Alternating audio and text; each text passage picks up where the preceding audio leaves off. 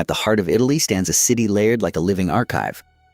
Empires were imagined here, laws carved in stone, gods given marble faces. Roads from 3 continents once ended at these hills. How did a cluster of villages beside a muddy river become the axis of the ancient world?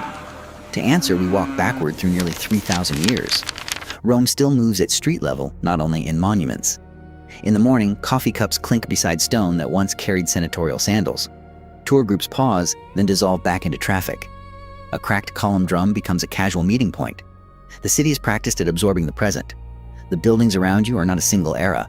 They are a stack of decisions, repairs, and accidents. Some were planned by emperors. Others were pieced together by families with limited means. Many were saved because someone in some century refused to discard them. When Rome was strongest, it depended on systems. Water had to flow. Grain had to arrive, laws had to be obeyed or enforced. When those systems faltered, the city did not vanish. It adapted, and it redefined what Rome meant. So we go back to a time before marble certainty. Back to reeds, floodplains, and small fires. Back to the first reasons people stayed. Long before the name Rome was spoken, the Tiber wound through reeds and floodplains. 7 low hills rose above the water, dry and defensible.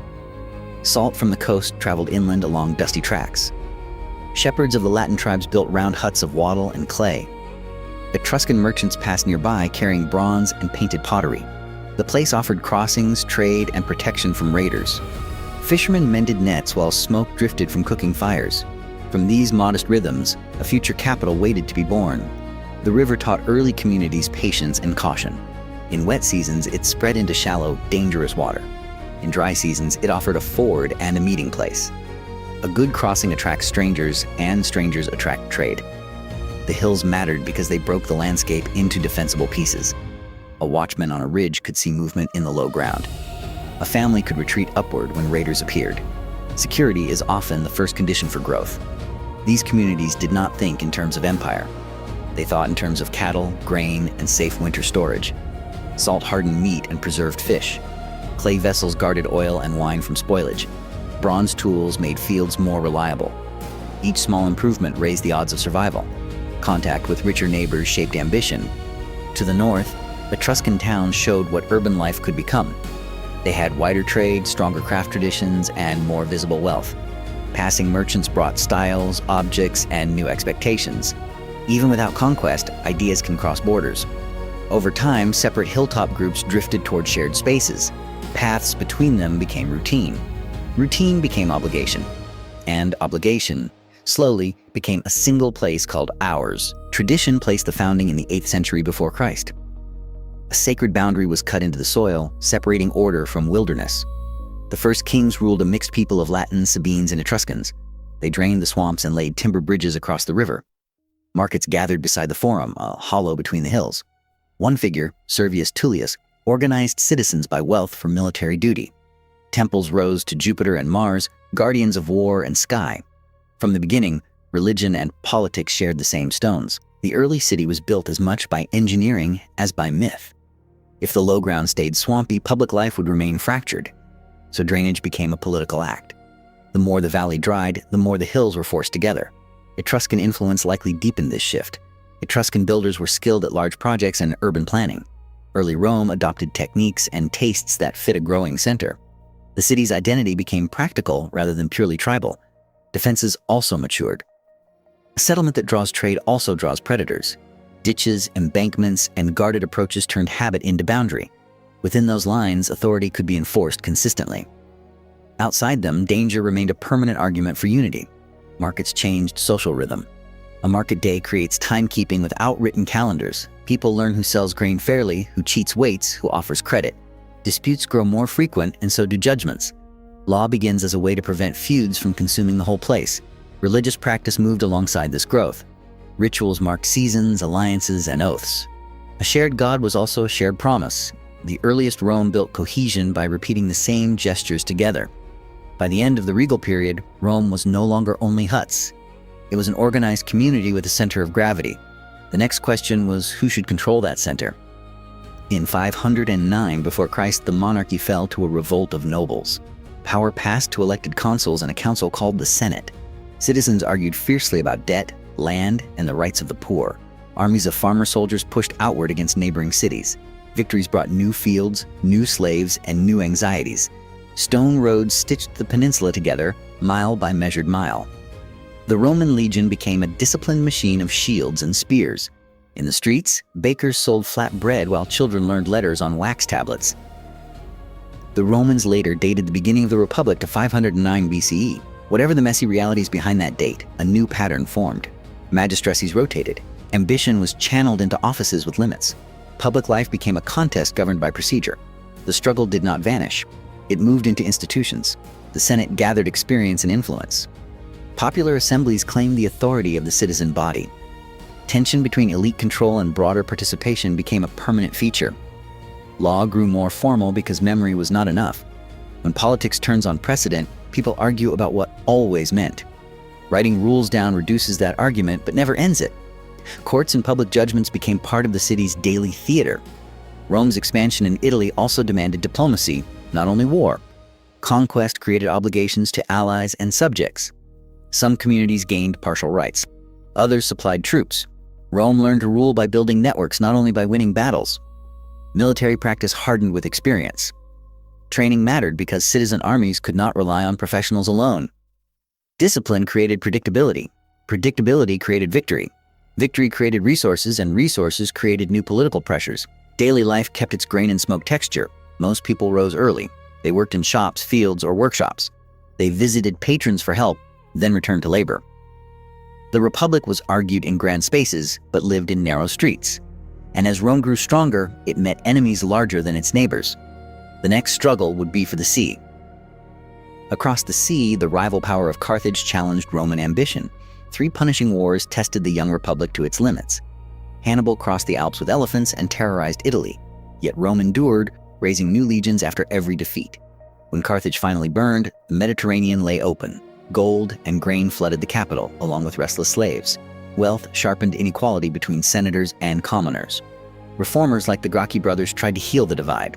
Their murders signaled that politics had turned violent. Rome's wars with Carthage stretched from 264 to 146 BCE. They were not one conflict. They were 3 episodes that reshaped the Republic's habits. The First War forced Rome to become a naval power. Ships had to be built in large numbers. Crews had to be trained quickly. Storms and inexperience destroyed fleets as surely as enemies did. Persistence mattered as much as tactical brilliance.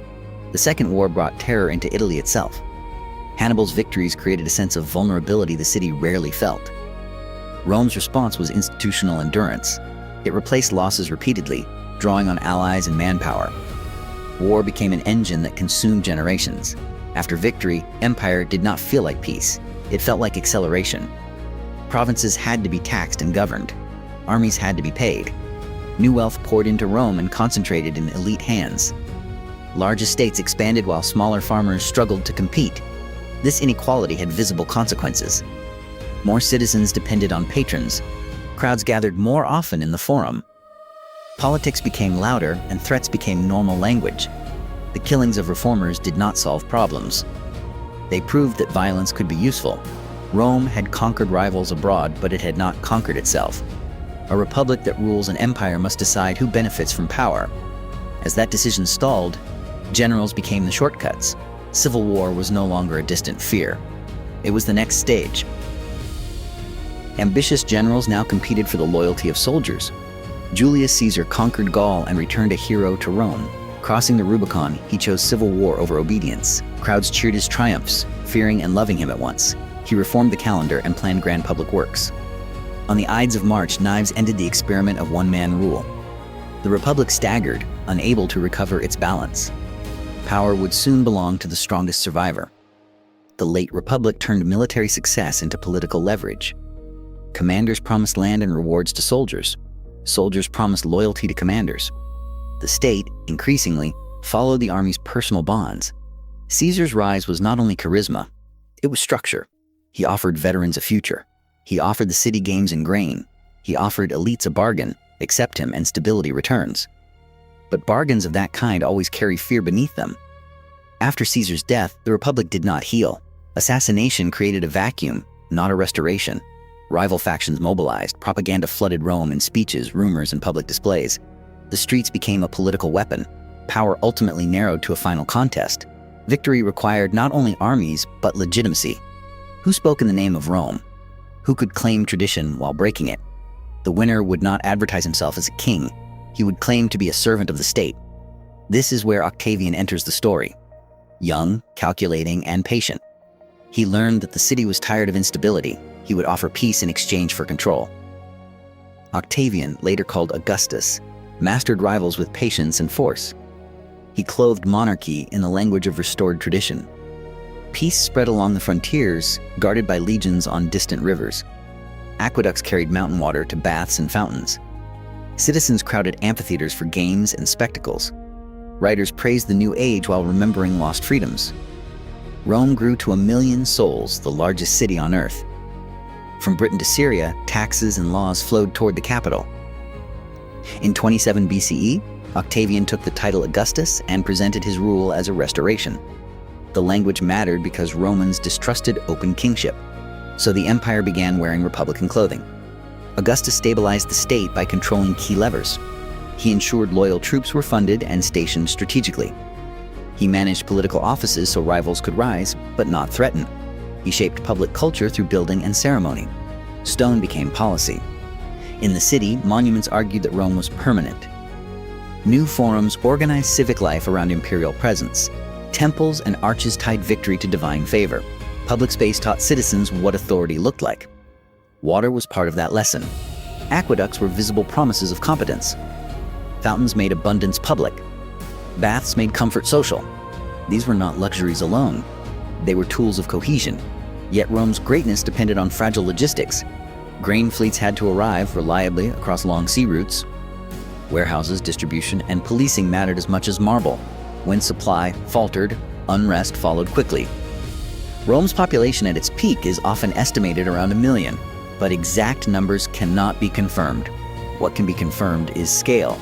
No other city in the Western world looked like this one. And at that scale, everyday life became an empire's heartbeat. Merchants sold pepper from India and glass from Egypt. Apartment blocks of brick leaned above noisy streets. Slaves cleaned mosaics while clerks copied contracts by lamplight. Families honored household gods beside simple altars. Public baths served as clubs, libraries, and gossip halls. Yet fires and collapses haunted the crowded neighborhoods. The emperor's image watched from coins in every purse. Rome felt eternal, yet depended on fragile grain fleets. Rome's ordinary mornings began with noise. Carts rattled on stone. Vendors shouted prices. Tools struck wood and metal in workshops. The smell of bread mixed with smoke and animals. Housing showed inequality most clearly. The wealthy lived in domus with courtyards and water features. Many more lived in insulae, climbing stairs with water jars. A building's height could be a danger. Fire spread quickly through crowded blocks. Collapse was an ever-present fear. Work structured identity. Bakers, potters, leatherworkers, and metalworkers formed the city's muscle. Dock laborers moved grain and stone with relentless rhythm. Clerks and scribes served courts and contracts. Even entertainment was labor, performed by professionals and enslaved people. Public baths were one of the few spaces that mixed classes. A senator could be in the same complex as a shopkeeper. Status still mattered, but proximity changed conversation. Bathing was routine, but also networking. Steam and water made the city's social life visible. Religion remained plural and practical. People prayed for health, fertility, safe travel, and business success. They honored household gods at home and major gods in public. Festivals broke the year into shared moments. Processions reminded everyone that Rome's order was sacred as well as legal. The empire's power looked unstoppable here, but dense systems can fail quickly. A storm at sea, a political crisis, or disease could shake the city. The sense of eternity was real, the foundations were not. Among the many cults of the city, a new faith quietly spread. Christians met in homes and underground chambers. Some emperors persecuted them, fearing disloyalty to the old gods. Others sought tolerance to calm a diverse empire. In the 4th century, Constantine favored the Christian church. Basilicas replaced temples as the skyline's proudest forms. Belief reshaped art, charity, and the idea of authority. Rome was becoming a spiritual capital as well as a political one. Christianity grew in Rome within a crowded spiritual marketplace. It did not replace everything at once. It added a competing loyalty. That was the source of anxiety for some officials. Persecution was uneven over time and place. Some periods were harsh, others were relatively calm. What remained consistent was the risk felt by minority communities. Secrecy was often safety, not rebellion. When imperial policy shifted, architecture followed. Basilicas reshaped civic space because they were designed for gatherings. They were long halls, not later Gothic vertical towers. Light came through clerestory windows. Interiors favored processions, readings, and communal worship. Christian charity also became more organized. Care for the poor and sick was increasingly framed as public duty. This changed expectations of leadership. Authority gained a moral vocabulary that differed from older civic religion. Rome's role shifted in tandem. Even when emperors favored other capitals, Rome carried prestige. As the Bishop of Rome gained influence, the city's spiritual identity grew sharper. It was becoming a place people traveled to for meaning, not for decrees. That transformation would matter when political power moved elsewhere. Before this transformation, the empire nearly dissolved. Plague thinned the population and emptied villages. Generals seized the throne only to fall to the next rebellion. Inflation ruined savings as silver vanished from coins. Barbarian raids crossed borders once thought secure. Emperor Diocletian tried to steady the storm with strict reforms. He divided power among colleagues and bound workers to their trades. Order returned, but the old unity was gone. The 3rd century crisis was not one disaster. It was several, overlapping, that fed each other. Civil war weakens borders. Border pressure forces military spending. Spending strains currency. Economic stress fuels unrest and further coups. Plague added a quieter violence. When population drops, farms fail. When farms fail, taxes falter. When taxes falter, armies go unpaid. Instability becomes self-reinforcing.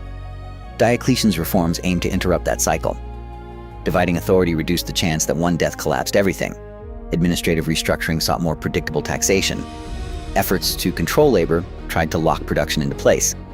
These measures could create stability, but at a cost. A more rigid society can be easier to manage. It can also be harder to adapt. Rome's imperial system survived, but it changed character. The future empire would be more bureaucratic, more militarized, and less unified in spirit. This is the backdrop for Constantine's choices. A changed empire needed a changed center of gravity. Constantine founded a new Rome on the edge of Europe and Asia. Constantinople drew wealth eastward along safer sea lanes. The western city lost population and political weight. Senators still paraded in ancient robes, clinging to memory. Aqueducts cracked, temples became quarries for new churches.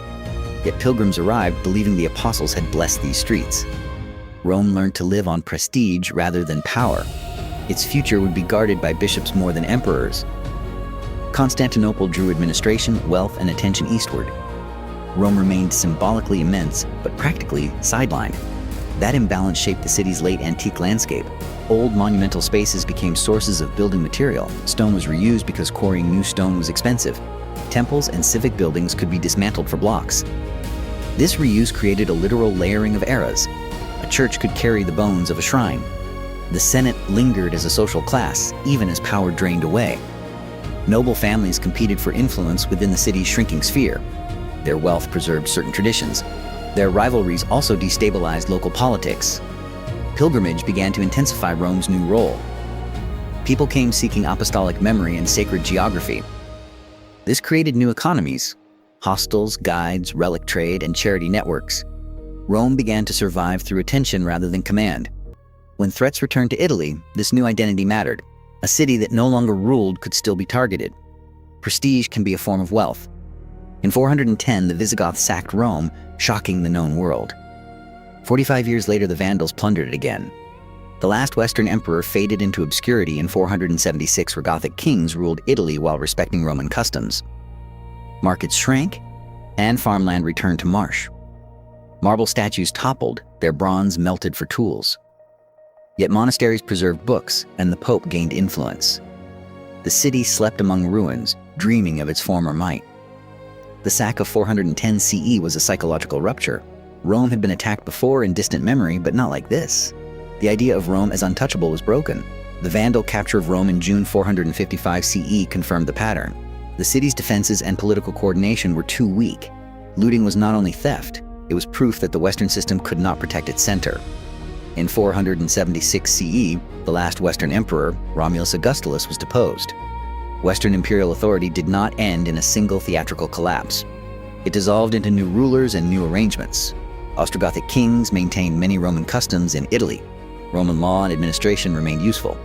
But cities shrank when long-distance systems failed. Trade diminished. Public buildings decayed without consistent funding. Rome became a landscape of selective survival. Some churches grew. Some ancient structures collapsed. Stones were recycled. Monasteries preserved texts and routines. And the papacy, slowly, filled political gaps. The city did not die. It slept, and it transformed. Its future would be medieval, not imperial. Pilgrims walked for months to kneel at the tombs of saints. The papacy became a throne without an army, yet powerful. Noble families fought tower wars above narrow alleys. Artisans carved icons while farmers grazed sheep in the forum. Occasional jubilees filled the streets with foreign tongues. Ancient columns were reborn as parts of churches. Rome survived as a spiritual magnet in a fractured Europe. Its identity shifted from empire to holy city. Medieval Rome was a city of fragments and roots. Pilgrims came for tombs, relics, and liturgy. Their footsteps created an economy of lodging, food, and protection. A holy city must also be a service city. The papacy's power was not automatic. It had to be negotiated against emperors, nobles, and local factions. In the streets, noble families built towers as statements. Height meant security and dominance. Feuds became part of the city's political weather. Ancient ruins were not revered as archaeology. They were practical. A fallen column could become a building block. A marble slab could become an altar step. Even the forum could become pasture land in certain periods. Yet continuity persisted in surprising ways. Processions still moved along old routes. Bridges still controlled movement across the Tiber. Neighborhood identities hardened around churches and family strongholds. Rome's map became ecclesiastical rather than imperial. Jubilee years intensified this. The city filled with languages and coins. Rome's identity grew outward again, not by conquest, but by pilgrimage. It ruled imaginations even when it lacked armies. In the 15th century, curiosity turned back to antiquity. Popes sponsored artists to proclaim renewed glory. Michelangelo painted the ceiling of the Sistine Chapel. New palaces rose along straightened avenues. Scholars measured ruins and rediscovered Latin authors. The city again became a workshop of beauty and ambition. Yet corruption and politics provoked reformers across Europe. Rome answered with splendor, confident in tradition. Renaissance Rome reframed ruins as inheritance rather than rubble. Humanists studied inscriptions and copied Latin texts. Measurement became a form of devotion to antiquity. Artists treated the ancient past as a living school.